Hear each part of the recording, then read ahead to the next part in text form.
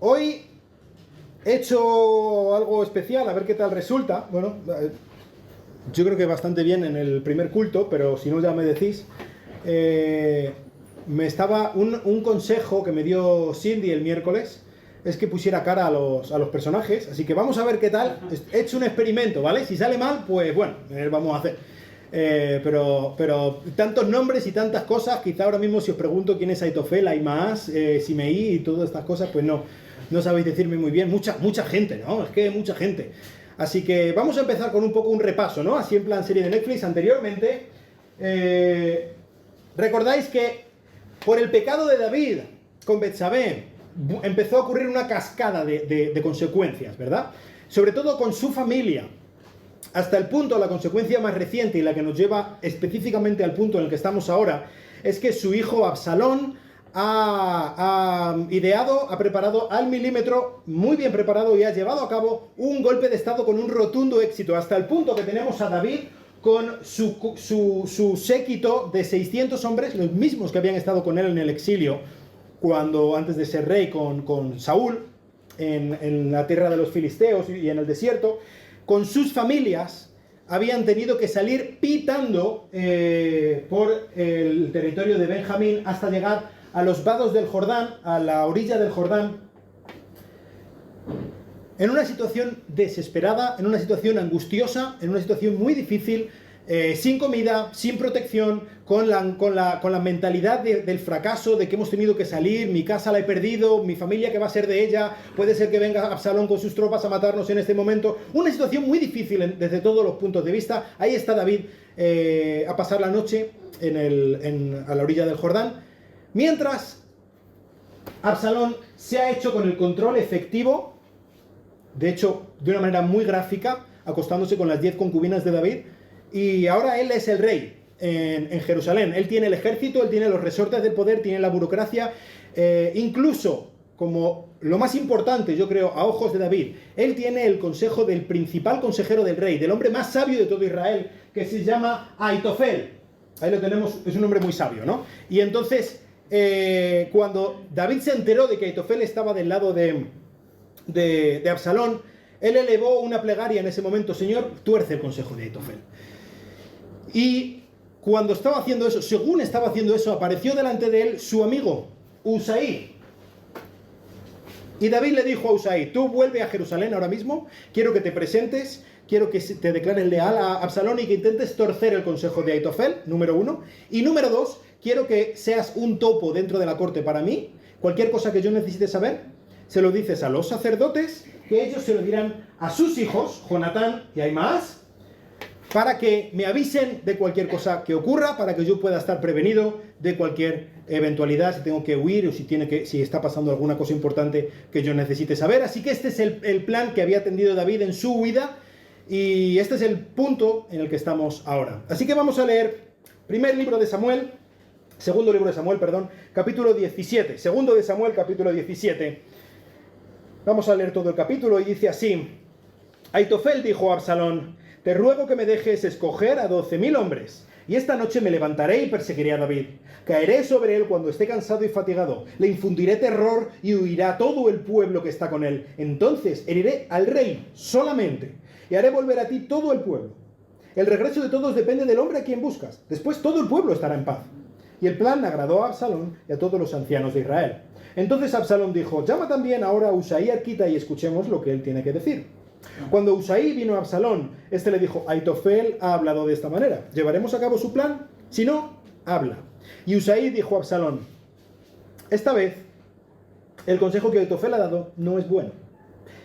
Dijo además Usaí: tú conoces a tu padre y a sus hombres, que son hombres valientes, que están enfurecidos como una osa privada de sus cachorros en el campo. Tu padre es un experto en la guerra, y él no pasará la noche con el pueblo. He aquí, ahora se habrá escondido en una de las cuevas o en algún otro lugar. Y sucederá que si en el primer asalto caen algunos de los tuyos, cualquiera que se entere dirá: ha habido una matanza en el pueblo que sigue a Absalón.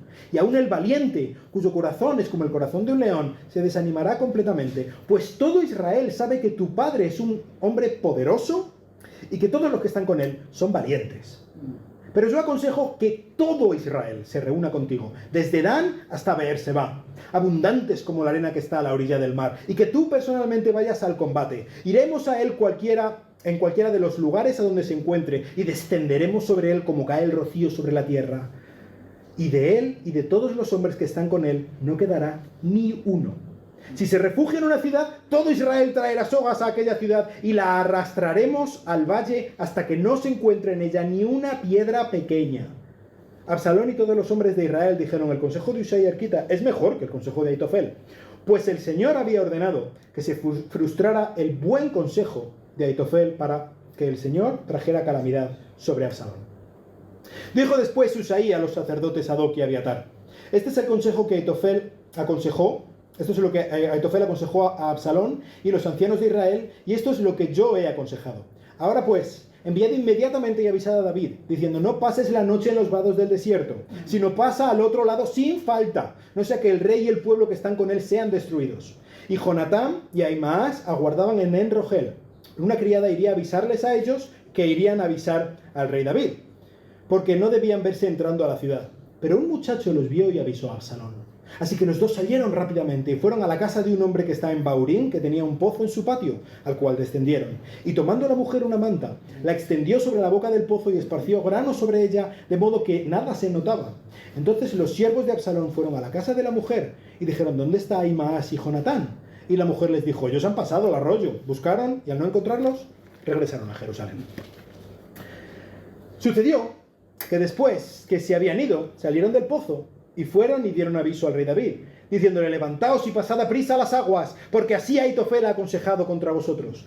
Entonces David y todo el pueblo que estaba con él se levantaron y pasaron el Jordán. Ya al amanecer no quedaba ninguno que no hubiera pasado el Jordán.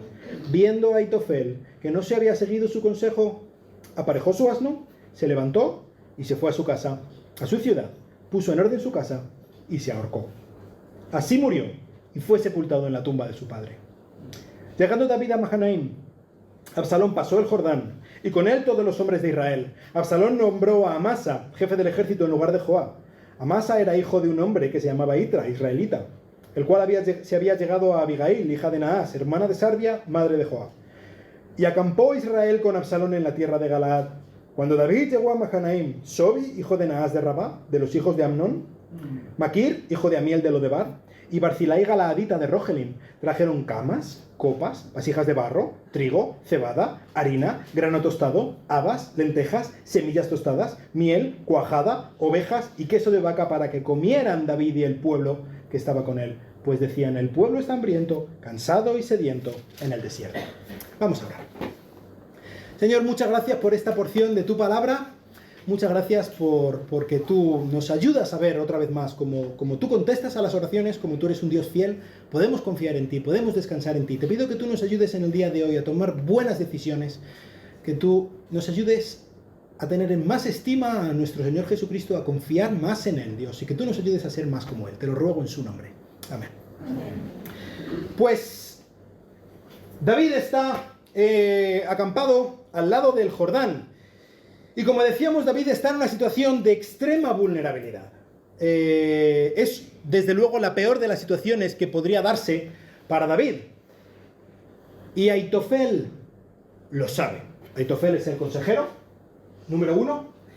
Y él lo sabe. Él sabe que acabar con David, matar al rey, no es una cosa fácil. Hay muchos hombres, incluidos varios reyes, que han intentado acabar con David. Saúl ha intentado acabar con David en muchas ocasiones, cuando David estaba en situaciones muy precarias. Y no lo han conseguido.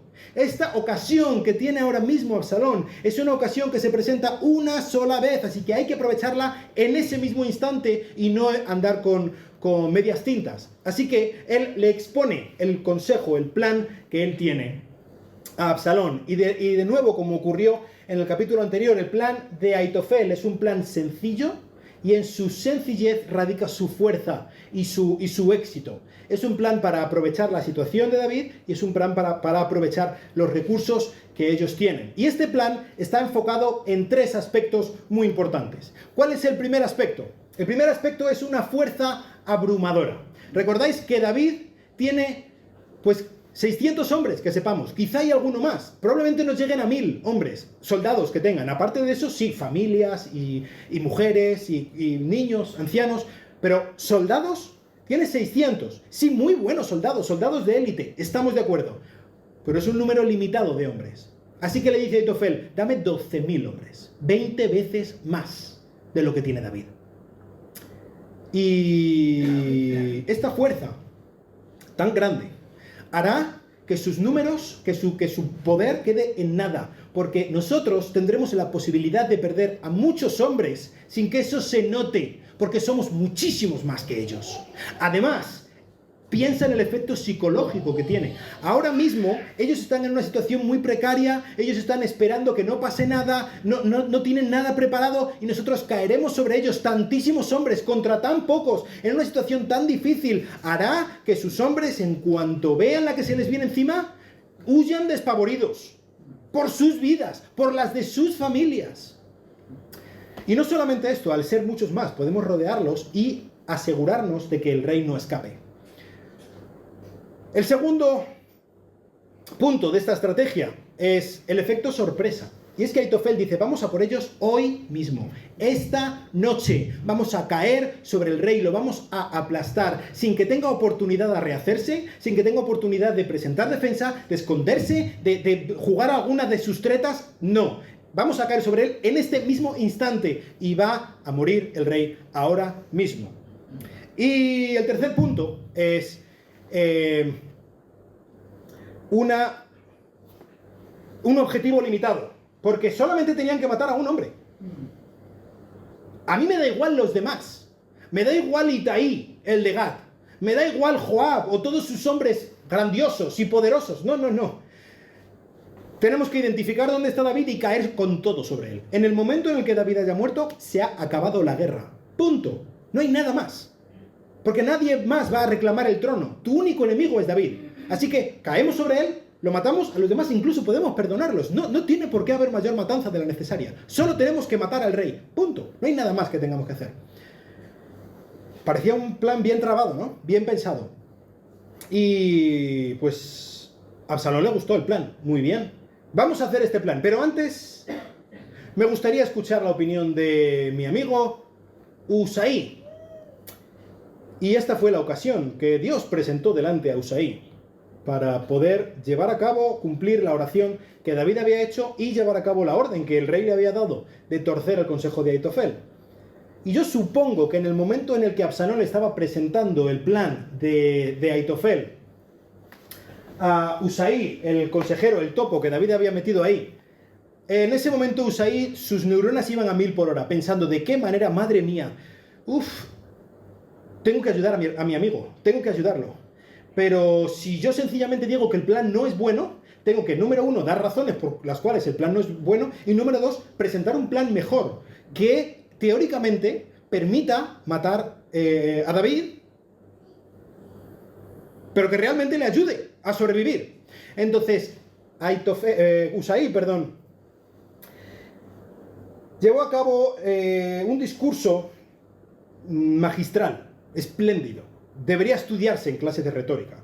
Con este discurso de Usaí, él, número 1, no solamente deja el plan de Aitofel como una tontería, sino que además ataca personalmente a Aitofel, desacreditándole a él personalmente. ¿Vale? Número 2, hace ver al rey Absalón que su confianza en la fortaleza de su posición actual es un espejismo. No puede ir tan confiado, porque no hablamos de cualquier persona, hablamos de David. Y, número 3, da un tiempo precioso a David. El tiempo, exactamente el tiempo que David necesita para poder reagruparse, rearmarse y presentar una defensa ante el ataque de Absalón. Así que, ¿cuál es, de qué manera hunde el plan de Aitofel? Lo que le dice Usaí al rey es, mira, este plan ahora mismo que ha presentado Aitofel es malo. No es bueno este plan. Quizás sería bueno si estuviéramos hablando de un raterillo de 3 al cuarto, ¿vale? O de cualquier persona. Pero escúchame, Absalón, hablamos de tu padre David, ¿eh? No hablamos de cualquiera, hablamos de un hombre, de un genio militar. Hablamos de un hombre que conoce ese mismo terreno. Cientos de veces él ha estado ahí, se ha escondido en ese mismo sitio. Sabe cada cueva, conoce cada palmo de ese terreno. No le vas a pillar de improviso a tu padre. Da igual que vayas con 12.000 que con 120.000. No va a funcionar. De hecho, ahora mismo, tu padre David ya está escondido en una cueva. Ahora ponte a buscarle entre los cientos de cuevas que hay allí. Ponte a buscarle. Desperdiga a tus hombres si quieres por toda la tierra, por todos los vados del Jordán, y ponte a buscarlo. Porque en el momento en el que menos te lo esperas, va a caer en cualquier sitio una emboscada sobre tus hombres por parte de los soldados de élite que tiene David. Y van a matar a varios hombres. Van a ganar una pequeña emboscada, algo por el estilo. Y tu padre no es solamente un genio a nivel militar, también es un genio a nivel de propaganda. Y todo esto se va a magnificar en el momento en el que ellos ganen una escaramuza. Se va a magnificar hasta tal punto que todo Israel se va a pensar que ha habido una gran victoria de David, y todos los israelitas su corazón va a torcer rápidamente su lealtad y van a ir del lado de David, y tu reino se ha ido al traste en ese mismo instante, Absalón. El plan de Aitofel no puede llevarse a cabo precisamente por quién es tu padre. Aitofel es un hombre muy sabio y todo lo que tú quieras, pero en este sentido, en cuanto a tu padre, es un pobre ignorante. No conoce a tu padre, no conoce a los hombres de tu padre. Dice que ahora mismo están acobardados. No, ahora mismo se están afilando las uñas, las garras, para atacar a cualquiera que se acerque, como una osa privada de su hijo. Los hombres de tu padre no conocen el miedo, son hombres de élite y van a destrozar a cualquier hombre que se acerque a ellos en este momento. Y una vez acabado con el plan y con la persona de Aitofel, Hushaí presenta su plan. ¿Y cuál es el plan que presenta Hushaí? Pues él presenta un plan más amplio. No vamos a llevar una fuerza tan, entre comillas, reducida como está pensando Aitofel. No lleves a 12.000 hombres, no, Absalón. Reúne a todos los ejércitos de Israel, desde Dan en el norte hasta Beerseba en el sur. Todos y cada uno de los hombres capaces de portar armas de Israel tienen que estar ahí, contigo a la cabeza, para que todo Israel sepa que ahora tú eres el rey y que David es el enemigo público número 1 al que hay que abatir en ese mismo instante. Y esto tendrá un efecto propagandístico también muy fuerte delante de todo Israel. Pero también es mucho más amplio en el sentido de que no solamente acabaremos con David, con el rey, no. Vamos a acabar con todos y cada uno de los hombres que se han unido a David, para que la gente sepa que la traición, que la deslealtad en contra del rey Absalón no es una opción y que aquí se aplasta a cualquier disidencia. También es mucho más amplio en el sentido de que, obviamente, en reunir este ejército se va a tardar un tiempo. David podría huir, podría esconderse en cualquier otro sitio. Así que no vamos a luchar exclusivamente en los vados del Jordán. No. Allá donde David vaya, vamos a perseguirlo. Y vamos a darle caza. Esto es una partida de caza a gran escala. Y la pieza de caza mayor es tu padre. Y si él se esconde detrás de unas murallas, en una ciudad amurallada, entonces incluso esto va a llevar a una guerra civil. Pues bienvenida sea. Todo Israel va a ir con sogas y piedra por piedra se va a deshacer la muralla de esa ciudad y vamos a tirar las murallas y cada piedra de esa ciudad al desierto, y a tu padre lo vamos a aniquilar en ese mismo instante, y todo el mundo sabrá que tú eres el rey y que no hay nadie que pueda rebelarse en contra de ti. Este es el plan que Hushaí presentó delante de Absalón. Y no solamente Absalón, sino todos los hombres, los sabios de Israel, los ancianos, mira, aplaudían con las orejas. Esto es, sí, así es como hay que hacer las cosas. Muy bien, Hushaí. Así que Absalón decidió que se llevaría a cabo el plan de Hushaí, porque Hushaí había tenido una retórica brillante, era un hombre muy inteligente, un genio, pero sobre todo porque Dios estaba actuando en medio de todo esto. Y aquí tenemos en el versículo 14, ya sabemos el final, ¿vale? No sabemos cómo va a ser, pero ya lo sabemos. Pues el Señor había ordenado que se frustrara el buen consejo de Aitofel para que el Señor trajera calamidad sobre Absalón. Dios está actuando. Y si Dios está actuando, da igual lo que esté ocurriendo. Y aquí vemos que él, sí, Husai lo hizo muy bien. Y de verdad, me quito el sombrero. Qué hombre más inteligente, más sabio, más retórica, que ¡buah! Espectacular, ¿no? Pero Dios estaba actuando. Él es, en última instancia, el que estaba haciendo las cosas. Así que la primera parte del plan se habría cumplido. Ahora faltaba la segunda. Dios había torcido usando a Husai el consejo de Ahitofel. Pero ahora David tenía que ser avisado. En este momento, Husai no sabía cuál de los dos planes se iba a llevar a cabo. Y aún existía la posibilidad de que Ahitofel cogiera sus 12.000 hombres y asaltara, atacara a David en esa misma noche y lo destrozara. Así que él dio aviso a los sacerdotes, Sadoc y Abiatar. Los sacerdotes se lo dijeron a una criada porque tenían miedo de que los vieran saliendo y entrando a ellos o a sus hijos de la ciudad de Jerusalén. Una criada que fue a la fuente de Rogel, aquí está, en Rogel, ahí.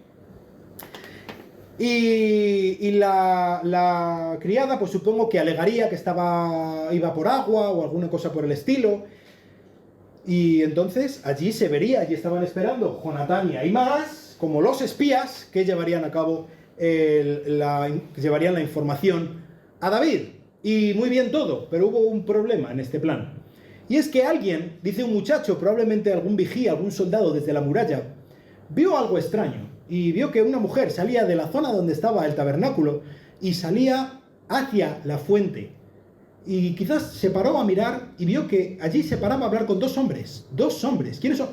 Oh, ese es Jonatán. Yo le conozco del instituto a este Jonatán. Él es el hijo del sacerdote. Y está con otro, que es... ¡Madre mía! Este es Ahimaas, aquí hay gato encerrado. Algo está ocurriendo aquí. Los sacerdotes estaban del lado de David. Por lo tanto, vigilaban de corto sus pasos. Por eso, precisamente, los sacerdotes se tomaban tantas molestias por medio de tantos eslabones para poder llevar el mensaje. Así que, cuando Jonatán y Ahimaas vieron que los habían pillado y que tenían a la policía pisándole los talones, corrieron hasta Baurim. Aquí está Baurim. ¿Os acordáis de Baurim? Es el pueblo donde era Simeí, el pueblo, este señor que estaba tirando piedras a David, ya en la tierra de Benjamín. En Benjamín había algunos que todavía tenían resquemor hacia David y querían acabar con él, pero también había muchos otros que eran favorables a David. Y aquí ellos, Jonatán y Ahimaas, fueron a esconderse en Baurim, en la casa de un matrimonio favorable a la causa de David. Y los escondieron en un pozo que cubrieron allí con una manta, con grano por encima para que no se viera dónde estaba el pozo. Y entonces, según llegó la policía, según llegaron los soldados de Absalón, pues yo que sé, supongo que la señora estaría allí barriendo. ¡Señora! ¿Dónde están Jonatán y Ahimaas? Que los hemos visto que han venido por aquí. Y ella les dijo, sí, los he visto, que han pasado por delante, han cruzado el arroyo y han seguido para adelante. Y entonces siguieron buscando y no los encontraron. No sé si os recuerda a vosotros alguna historia esto. Los espías que entraron en Jericó y fueron escondidos por Rahab, la prostituta, ¿verdad? Pues ya tenemos aquí otra pista, ¿no? Otra pista de cómo va a acabar esto. Ya sabemos, no sabemos cómo, pero sabemos que va a terminar Dios cumpliendo, respondiendo a las oraciones de David y bendiciendo a su ungido, ¿verdad?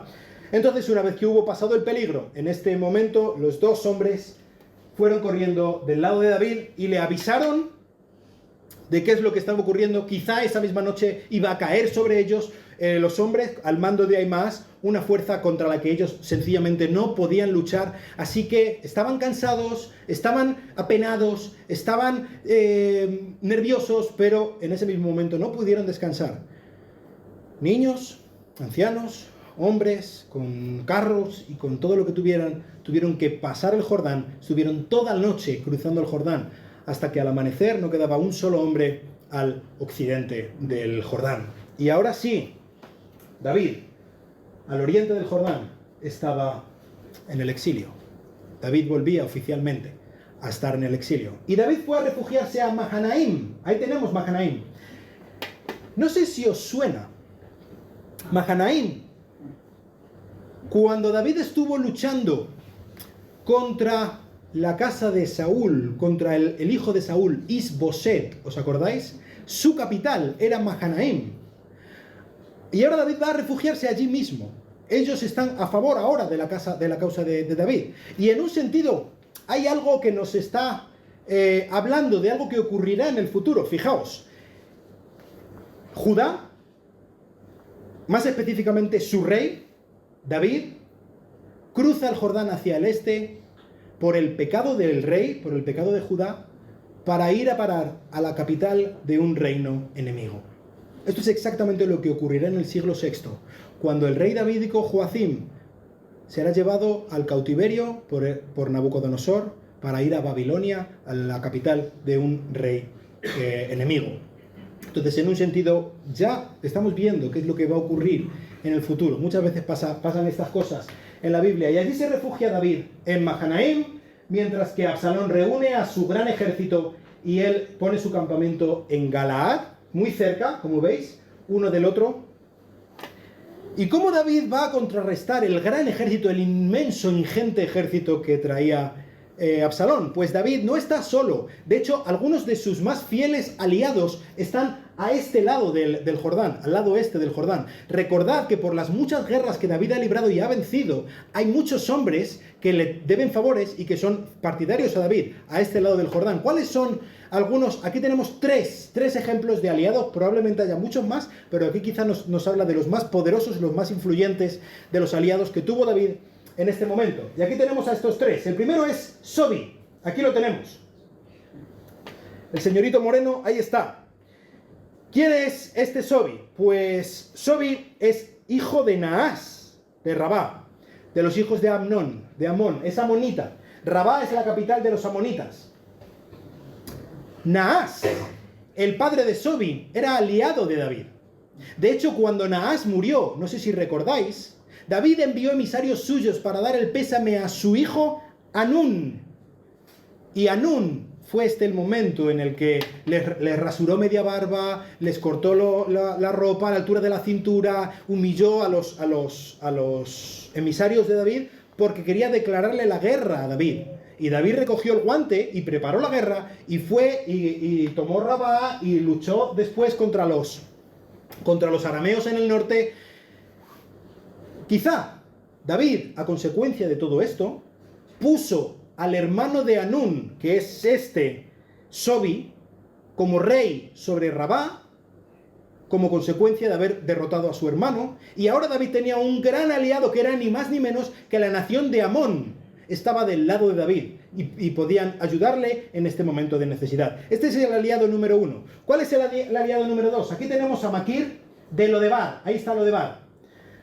Lodebar fue el lugar a donde se fue a refugiar Mefiboset, nieto de Saúl, hijo de Jonatán. Y allí fue David para traerlo a la corte en Jerusalén, para, en base al pacto que había hecho con Jonatán, mostrar misericordia hacia Mefiboset. Esto lo tenemos en el capítulo 9 del segundo libro de Samuel. Y Mefiboset específicamente estaba en casa de Maquir. Maquir era el anfitrión de Mefiboset. Así que desde luego que Maquir conocía el corazón benevolente de David, que él cumple sus pactos, que él es fiel, y además probablemente David le había bendecido porque había sido quien había hospedado al hijo de su gran amigo Mefiboset. Había mostrado bondad hacia el hijo de su gran amigo Mefiboset, así que David pues probablemente habría mostrado bondad hacia Maquir, y Maquir era alguien influyente y poderoso y también favoreció a David. Y también tenemos a Barzilai de Rogelim. Ahí lo tenéis, Rogelim. Barzilai era una persona también muy poderosa. Tenemos en el segundo libro de Samuel, capítulo 19, del 31 al 39, ahí nos habla de este Barzilai. Él era de Galaad, era anciano, muy favorable a la causa de David, muy poderoso en Galaad. Así que muchos de los de Galaad, de esa zona, irían del lado de David y irían a la guerra incluso para defender a David, porque Barzilai los capitaneó en este sentido para ayudar a David. Incluso vemos al principio del segundo libro de los Reyes, en el capítulo 2, cuando David está hablando a Salomón, dándole las últimas instrucciones antes de morir, antes de que Salomón llegase a ser rey. Una de las cosas que le dice es que bendiga, que muestre gratitud y aprecio hacia Barzilai por lo que él había hecho en este momento de necesidad. Así que grandes aliados se juntaron a David. David tuvo tiempo para prepararse, pero estos aliados sí aportaron hombres y aportaron logística, pero aportaron muchas cosas que David necesitaba. Y es esta descripción, yo creo que el narrador abunda en la descripción de las cosas que le dan, precisamente para que veamos la gran bendición que significaron estos hombres para David, que le dieron camas, copas, vasijas de barro, trigo, cebada, harina, grano tostado, habas, lentejas, una cantidad de cosas, miel, de todo lo que pudieran necesitar. Y yo creo que David pudo pensar en este momento, cuando él escribió, preparas mesa delante de mí, en el Salmo 23, en presencia de mis angustiadores. Allí, en el gran momento de necesidad de David, de repente Dios le preparó un banquete. Y Dios lo preparó absolutamente todo para que David tuviera bendición hasta sobreabundar en medio de este momento de necesidad. Y ahora sí, amigos, todo estaba puesto en su sitio, cada ejército estaba en su lugar, David había tenido tiempo de rearmarse y ahora sí, los tambores de guerra empezaron a sonar. Y a todo esto, ¿qué había pasado con el sabio de Aitofel? Pues el más sabio de entre los sabios. En cuanto vio que su consejo no había sido tomado en cuenta, que no se iba a aprovechar la gran ocasión que había de matar al rey, él vio que la causa estaba perdida. Puede ser que Absalón siguiera teniendo el trono, puede ser que Absalón siguiera teniendo el ejército, pero David no te pone la espalda dos veces. Tuvo una ocasión, la has dejado escapar, se ha terminado, Absalón. Tu causa está perdida. Porque a pesar de lo que le dijo Husai a Absalón, Aitofel sí conocía a David. Sí le conocía muy bien y sabía que no habría otra como esa. Efectivamente, no hubo otra como esa. Así que Aitofel, sabiendo que la cosa para él había terminado, porque David iba a volver a Jerusalén, y una vez que David volviera a Jerusalén, él iba a ser el primero en ser ejecutado. No se quiso arriesgar a nada y él mismo preparó sus cosas, cogió una soga y se colgó. Y así acabó el gran sabio, colgado de un palo con una soga al cuello. Esto es en general una crítica. En general toda esta narrativa es una crítica a la sabiduría humana, ¿sabes? ¿Cómo empezó toda esta guerra? Aparte, desde luego, del pecado de David. Pero un hijo del rey escuchó un consejo necio de un hombre necio y violó a su hermana. Y todo esto comenzó una rueda que ha acabado en donde estamos ahora. Y ahora, el más sabio de entre los sabios da el consejo más sabio de todos los consejos. Esa persona acaba colgada de un pino. Israel en guerra. La casa de David partida por la mitad. Así acaban los consejos sabios de entre los sabios. Todos los consejos, toda la sabiduría humana, por muy inteligente, por muy estudiado que sea alguien, por muy todo lo que tú quieras, si no está atemperado, si no está filtrado por la palabra de Dios, es un consejo de muerte. Y el único fin es la soga. De la misma manera que ocurrió con Aitofel. ¿De qué manera podemos nosotros aplicar esto a nuestras vidas? Pues lo primero, me gustaría que nos centráramos, como ya hemos venido hablando varias veces, en cuanto a este tema de los consejos, como estaba diciendo ahora. ¿De dónde sacamos nosotros nuestro consejo? ¿De dónde sacamos nosotros nuestra sabiduría para vivir? ¿A dónde acudes cuando no sabes qué hacer? ¿De dónde sacas la información? ¿En qué te basas para tomar las decisiones importantes en tu vida? Porque te digo una cosa, por mucho que te quiera alguien, por muy inteligente que sea la persona, si no es alguien que está basando su consejo, su vida en esto, es una tontería, es una necedad. Así que, ¿qué es lo primero que tenemos que hacer para poder tomar buenas decisiones en nuestra vida? Seguir el consejo de la palabra de Dios. Y quiero preguntarte algo. ¿Cómo vas a seguir el consejo de la palabra de Dios si no lees la palabra de Dios? Nunca, nunca, nunca, olvídate, no vas a tomar una sola buena decisión en tu vida, de verdad. Una decisión que te lleve al éxito. Y cuando hablo de éxito, llevo a cumplir, digo, a cumplir aquello que Dios te ha preparado. Nunca jamás vas a tomar una buena decisión si no abres tu Biblia. Venir aquí a la iglesia los domingos es muy bueno. Y escuchar lo que dice el predicador es estupendo. Y cantar junto con los hermanos es maravilloso. Pero necesitas leer tu Biblia. Necesitas estudiarla. Necesitas usarla. Necesitas desgastarla. Necesitas aprenderla, memorizarla, meditar en ella, poner en práctica lo que aprendes. Lo necesitas. Necesitas hincar tus rodillas en oración, acudiendo al más sabio de entre los sabios, aquel cuya máxima sabiduría humana se queda en nada, al Dios de los dioses, al Dios de la sabiduría. Necesitamos tener una relación, fomentar una relación entre Dios y nosotros. Necesitamos orar. Necesitamos orarle a Él para que Él nos ayude a tomar buenas decisiones. Él ha puesto, si tú has confiado en Cristo como tu Salvador, Él ha puesto a su mismo Espíritu Santo dentro de ti para ayudarte a tomar buenas decisiones, para recordarte lo que tú lees en tu Biblia, para ayudarte a entender qué es lo que no entiendes y poder enfocar tu mente en lo importante y tomar buenas decisiones. Esa es la sabiduría. Necesitas rodearte de hermanos que te quieran, que sean sabios, que conozcan la Biblia, que sean maduros y que te den buenos consejos.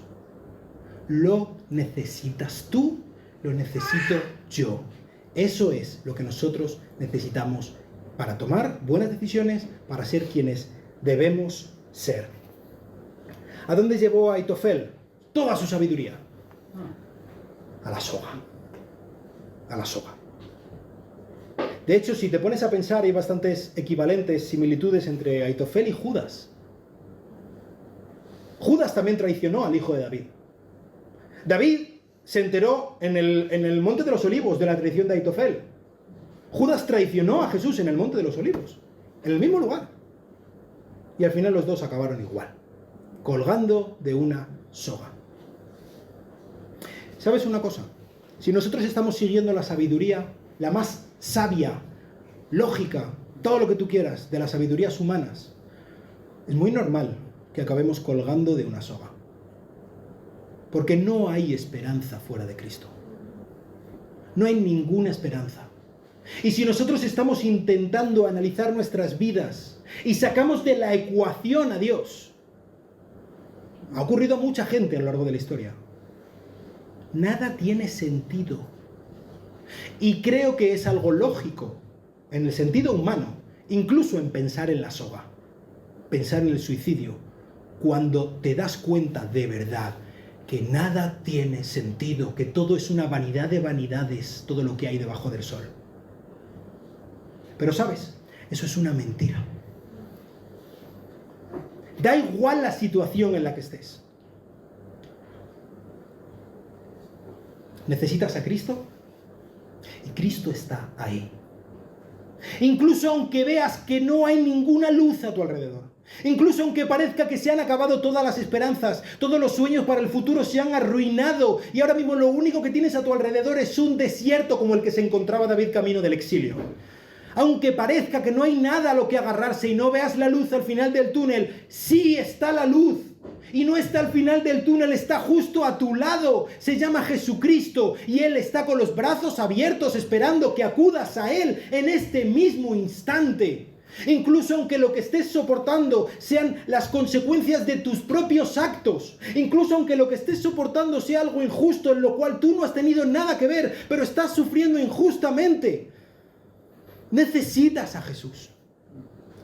Pero lo más maravilloso es que Él está. Él está. Y Él ha muerto en una cruz por ti. Y no ha quedado en la tumba. Él ha resucitado. Y está vivo.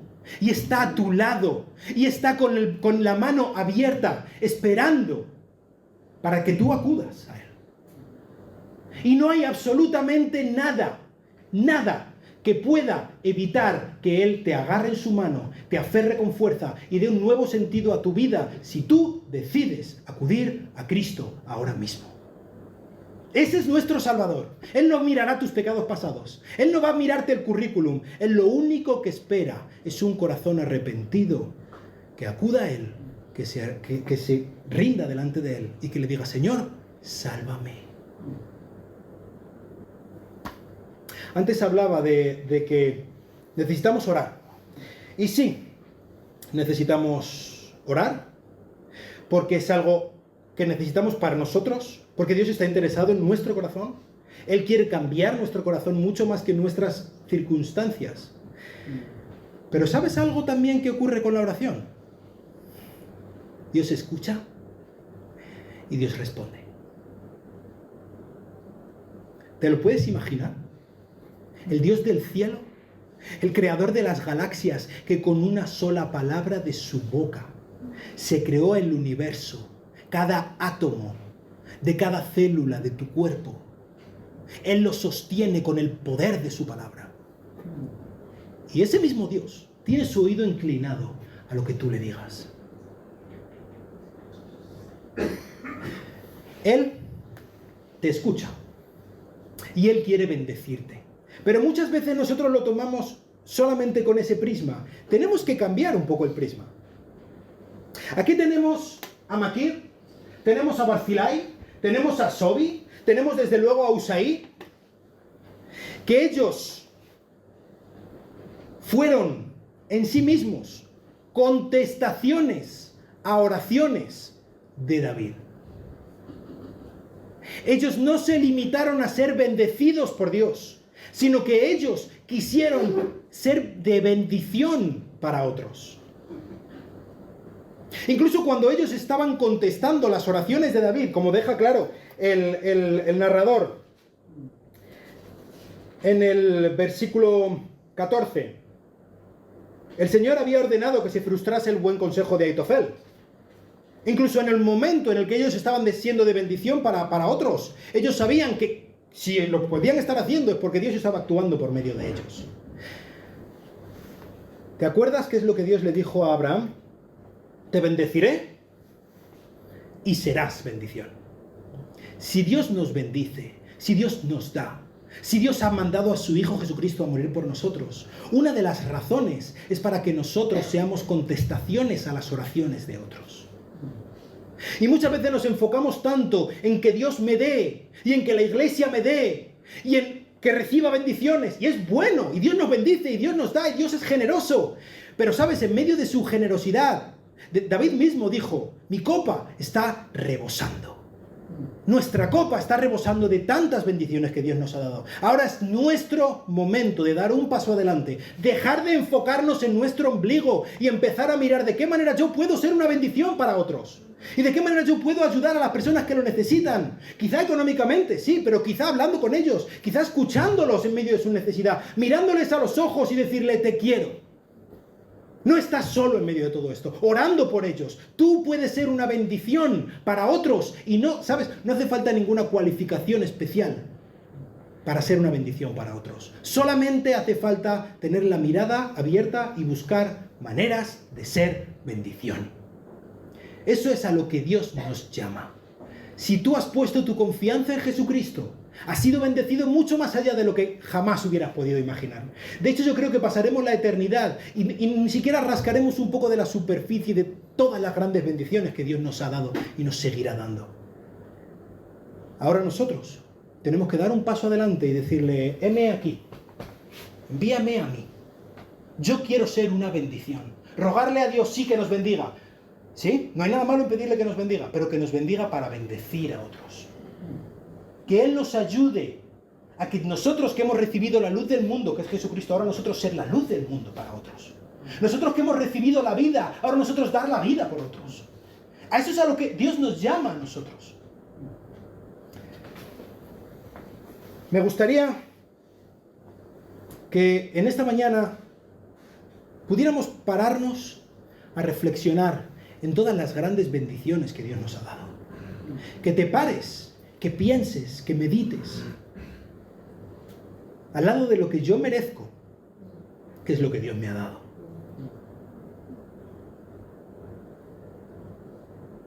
Y no podemos siquiera empezar a enumerar. Y nosotros muchas veces nos paramos y nos enfrascamos en esas cosas que sí que duelen, hacen daño, y no digo que no, pero que no son nada al lado de todo lo grande que Dios nos ha dado en Jesucristo. Específicamente, Él nos ha dado a su propio Hijo para morir en el lugar que nosotros teníamos que morir, que tú y yo teníamos que morir. Ahora, es nuestra vida la que voluntariamente debe dar un paso adelante y decirle: Señor, úsame. Y si tú estás aquí y nunca has puesto tu confianza en Jesucristo, quiero implorarte, quiero rogarte que te pongas a bien con Dios. No por nada que tú puedas hacer, sino por todo lo que hizo Jesucristo. Él es el Salvador del mundo. Específicamente, Él puede ser tu Salvador si tú se lo pides hoy y acudes ante Él, humillándote, reconociéndole que le necesitas y que le tienes. Si tú quieres, le tienes. Vamos a orar. Señor, muchas gracias por Jesucristo, gracias por tu bondad al enviarlo. Gracias por tantas bendiciones que tú nos das. Gracias incluso por los momentos difíciles que tú nos das, en medio de los cuales tú no nos abandonas y estás ahí con nosotros y tienes un buen plan con todo eso, Señor. Te pido que cuides nuestro corazón en medio de estas circunstancias, que tú nos ayudes a agarrarnos a Cristo y que tú nos ayudes en medio de cualquier situación, difícil o sencilla, a buscar de qué manera puedo yo ser de bendición a otros, Dios. Especialmente por mí, Señor. Te ruego que tú me ayudes a entender que tú no me has llamado a ser bendecido sencillamente, sino a ser una bendición que bendice a otros, Dios. Y que por cada uno de mis hermanos, Dios. Te ruego especialmente por cada una de las personas que están aquí, nunca han puesto su confianza, nunca han tomado la decisión consciente. Yo quiero confiar en Jesucristo como mi Salvador, que tú lo empujes por medio de tu Espíritu Santo, Señor, que tú le llames a ti, que tú le convenzas de pecado, de justicia, de juicio, que le ayudes a ver lo desesperada, lo urgente de su situación, Dios, y que en este día Él pueda clamar a ti y rogarte por tu perdón y rogarte por la vida nueva, preciosa y abundante que tú nos das por medio de tu Hijo Jesucristo. Y te lo ruego en su nombre. Amén. Que Dios os bendiga. Amén.